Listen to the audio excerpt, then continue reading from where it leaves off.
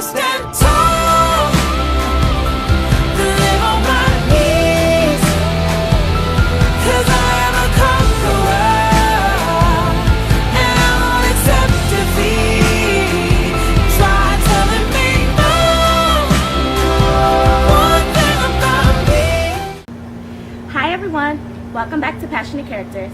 My name is Naomi Church, your host for Passionate Characters, where we highlight everyday individuals who are driven, ambitious, and passionate to succeed. So, today with me, I have Timothy Stewart, Xavier McFadden, and Carl Taylor, also known as Impact Performance Training. Thank you guys for being on the show today. Thank you for having me. No problem. So, tell me how you guys meet. Alright, who wants to go first? Funny story. So, I kind of met CJ first, I think, at this young lady's house, who kind of resembled a young lady, actually, now that I think about it. Her name was Philly. Kind of looked like her a little bit. She was cooking some food. He walked in. We were both sitting there, we looked at each other. No words. That was it. Don't see the guy for like another year and a half. I bumped into him in the gym. Apparently, he said I met him in a class, but I don't remember that. I remember meeting him in the gym. He needed a partner for an assignment, and I needed a partner, and we were the only people who didn't have partners. So we became partners, and then we all became roommates later. And then we hit it off after that, pretty much. So how long have you guys known each other for those years? 3, 4 years. 2013, 14? Gotta be at least close to 2013. 5. Yeah. Okay. So about Met you 5. in 13, met me in 14. So yeah. I met you 13 too. Oh yeah, it's because of class. Yeah, well, because of the gym thing. I need this guy. Yeah, it's weird because we knew of each other, me and CJ, Right. just never knew each other until one day someone was like, "Yo, come pick me and my friend up." So I came to go pick the young lady and her friend up, and it just so happened to be this guy. Like, whatever. Very weird, but So for the viewers, it's been like 4 to 5 years.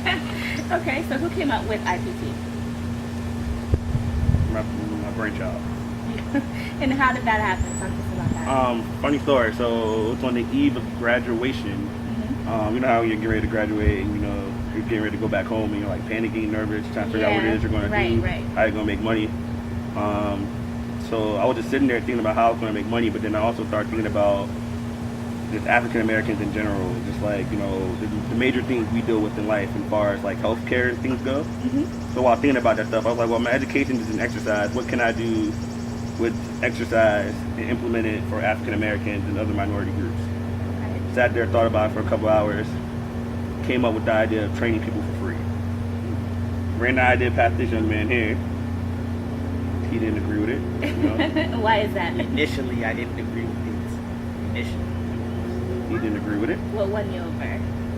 I mean, basically, I guess you could say what eventually won me over was, you know, he was my friend, a roommate as well, close friend at that point, and at that point in time, and you know, basically, I just felt like, well, shoot, why not, you know, support my brother's dream, you know. So how did you guys get started? What was the first thing you did? Well, we all sat down and we had to map it out. Like I said, it was interesting working with you two dudes. CJ's a likable guy, so that made it easy to get him aboard. People like him. X, he's meticulous when it comes to planning, and I just create things in my head with no planning or anything at all. So it was more so like he set it up and where it was like, all right, we need to sit down, we need to put some goals down on a piece of paper, we need to figure out this. So once he had it all mapped up, I was like, all right, I'm just going to go do. So went, got the patents that we needed, not patents, sorry, but went and got the paperwork that we needed to do, the 501s, met with the lawyers, the accountants, set that all up, and yeah, that's how I pretty much went from there. I talked to him, I was like, yo, it's Saturday, you know, it's July, like 15th, it's hot outside. Yeah. We should post something on the internet that we're going to do a free workout. How did that go when you guys did that?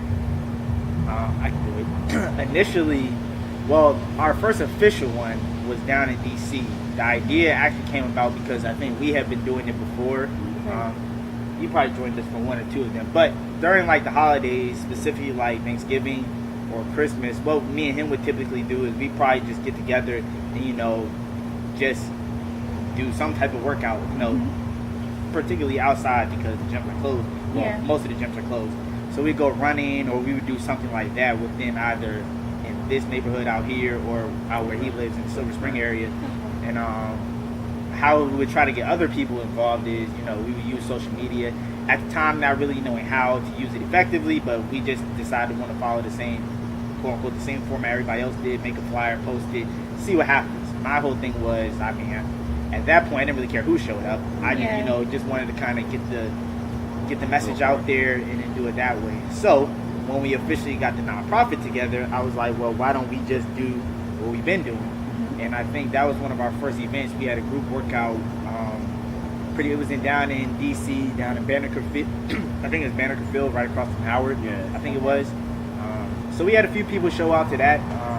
That was pretty good. That went on for about a couple weeks, I think. Yeah, a couple weeks. That went on for a couple weeks, and then, it went well. I mean, things obviously could have gone better, but for me, it was more so just a learning experience. Yeah. And what I've come to find out is, at least for myself, because like he said, I am meticulous when it comes to planning. It's just something, I don't know why, it's just something inside of me. But too much planning, I feel like it kind of hinder your growth. And we had a discussion about that as well. So, I mean, we could talk about getting the goals and the plans and all that stuff down on paper, but I think the main thing, especially when getting started, is just to do it, Yeah. So a lot of the times in the beginning, the numbers and things like that are not held at a high priority at the moment. It's more so just, this is what we want to do, let's go out and implement. And then, You come, if you don't, you don't. as long as we're out there implementing it, and learning, and then we go from there.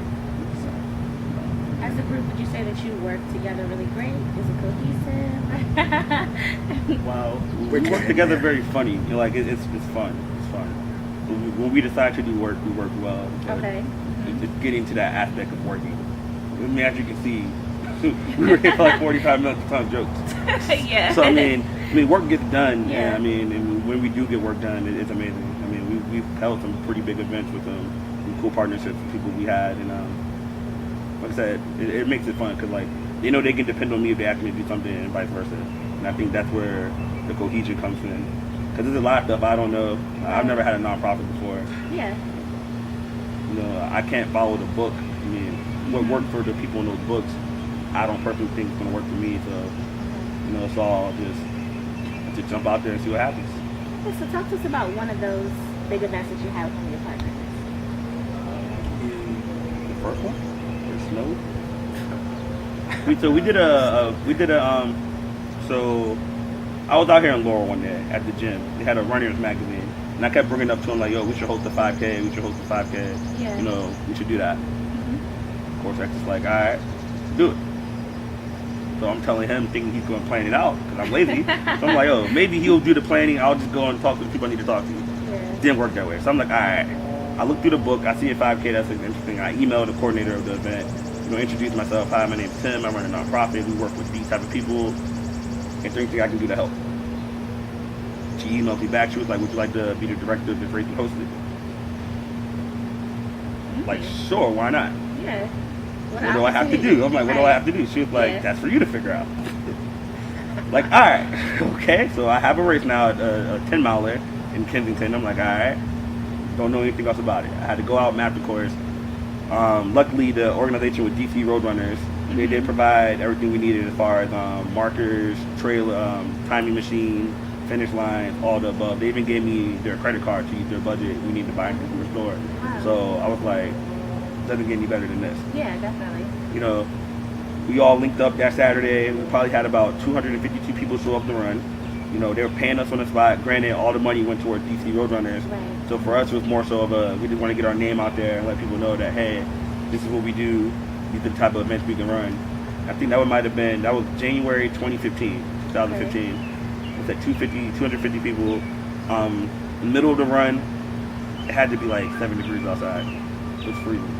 It was cold. Like we brought hot chocolate froze over. Freezing is an understatement. Like it was I had freezing. to warm up in the car. It started snowing in the middle of the run. gosh. Like it's snowing, everyone's nose is running because Yeah. we're not running. We're just sitting there talking to people and collecting things and making everything go smooth. And it was a great event. It made it all worth it when everyone crossed the finish line. They're like, wow, you guys are, naturals. You guys are great. How long have you guys been doing this? And it's like 2.5 weeks. We only had 2.5 weeks to, get the police involved, get these people involved, and it's like, Yeah. once you put your mind to it, So do you guys see IPT going full time? going full time, yes. Us being there full time, probably not. Once my belief is once it becomes maintainable on its own, Okay. to bring in other people to go ahead and take care of that. As long as they have the same core beliefs, core values, and the same drive and initiative that we had. Right. For the most part, though, I would like to eventually, keep a board position, Okay. you know, Yeah. and be a part of some of the ideas that they come up with, the new generation. 'Cause, I mean, I do see myself getting older one day. And I'm not going to want to do some of the things I'm doing now. Right. Yeah. You're already old. For me, I can speak for myself, and I think I can speak for CJ as well because he mentioned it earlier in the interview, towards the beginning. He does the youth coaching and the education; those are his passions. You know, helping and volunteering for others. And for me, you know, training athletes and doing the public speaking; those are my two avenues per se. You know, this I think is just a stepping stone for all of us, kind of to reach our, you know, our full potentials and to see where it goes. Of course, we're always going to, you know, keep IPT near and dear because it's something. IPT is more not something we do, but more so something we live. You know, I mean, just with the social medias and things like that, and for us being on our college, like for example, on our college campus, you know, I'm sure you could talk to at least. You go to 9 out of 10 people that knew us, and all 9 out of those 10 people will probably say first thing that comes to mind, you know, when it comes to our names, you know, besides humor, would be, you know, working out and things like that. You know, so it, or right. the other person. So it's not so much, you know, IPT is what we do, you know, the nonprofit is what we do, but it's more so, even when we're not having our direct hands in it per se, you know, still be something that we, you know, we live, you know, through our daily activities, our daily lifestyles and things like that. Because at the end of the day, the whole goal is preventative care through exercise. You know, we're out here trying to live a healthier lifestyle. And by us doing that, and with the different, you know, the different tools and things like that, like social media and everything else, you know, we're able to kind of document those things as well. So even if people are not directly with us, you know, they're able to see, you know, they're able to see the fruits of our labor, and by seeing the fruits of our labor, you know, maybe they'll be inspired to go start their own journey and things like that, you know. Yeah. So in that sense, we'll be doing it full time, but to have our direct hands on it, probably not so much later on in the future. So thank you guys so much again for joining me. Thank you to all the viewers for watching. Anything else you guys want to say? We just like to thank Naomi, you know, for coming out here and highlighting what it is that we do. She's a good friend of mine. You know, just want to support her in any way possible, and you know, everybody just go out there and, you know, just live your best life. Yeah. Just thanks for having us. We appreciate it. Amen to that. Also, if you're an entrepreneur, or you have any type of inspiration that you want to share to people, definitely reach out to her. You know, share your ambitions with her so that other people can see your goals and dreams and hopefully one day support you. Definitely. Thank you so much. Thank you everyone again for watching, and I'll see you next time. Bye.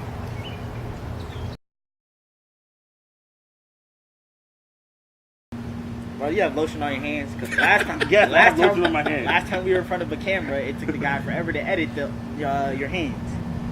And What? I don't want her working too hard. No, me and him, Hello, everyone. it's her show. Practicing my smile when I win my award. You should have given CJ a jacket. Oh, Lord. Okay, I'm ready for real. Sorry. Hi everyone, welcome back to Passionate Characters. My name is Naomi Church, your host for Passionate Characters, where we highlight everyday individuals who are driven, ambitious, and passionate.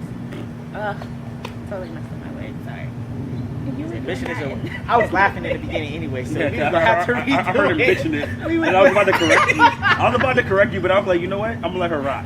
I was definitely going to ask at the end and be like, is this a new word that I don't know about? I was waiting. I was like, okay. No, where we highlight everyday individuals who are driven. What are you What are doing? you doing, Tim? I saw that too. I saw that too. What are you doing? Sorry. Having fun. My man, Sparky. What are you talking about? I talk to him every day around this time. See what I mean? Told you to Dope shut up. shit. That's dope. He said you're a clown. Shut up. Why Tim get scared though like that? Like, oh. Get his arm off the All right, rail. let's go now. Got money to make. Dope dealer CJ. First you're late, and then you want us to start rushing. The dope dealer. Okay. Move traffic. Traffic. Sound like the excuses to me. Traffic. It is. Oh man. All right, we're ready though, Spur. Bob. Bruh, she trying to get us to close out. Oh, now you want to get serious. See what I deal with? Now you want to get serious. Bruh, this is You not must be supposed to be the hungry. bloopers. You must be hungry after this. I know you guys cannot make it through the TV world. It's my Malcolm X rose. All right. So thank you guys so much for. Shut up, bruh. She about to do Yo, it. did you catch the reference? Your Malcolm X role? Because your middle name is Malcolm and your first name Okay, is X. yes. Oh, I didn't know your name was Malcolm. I did tell you that before. No, don't In know. our daily They're conversations, relevant to that. I did You tell might you have that. told me. Naomi, I told you my whole life story before. You knew my name was Malcolm. We discussed a lot, but I don't remember that though. It's not for it. Did he tell you it's spelled wrong too? No, it was just First of all, they don't gotta be on the camera.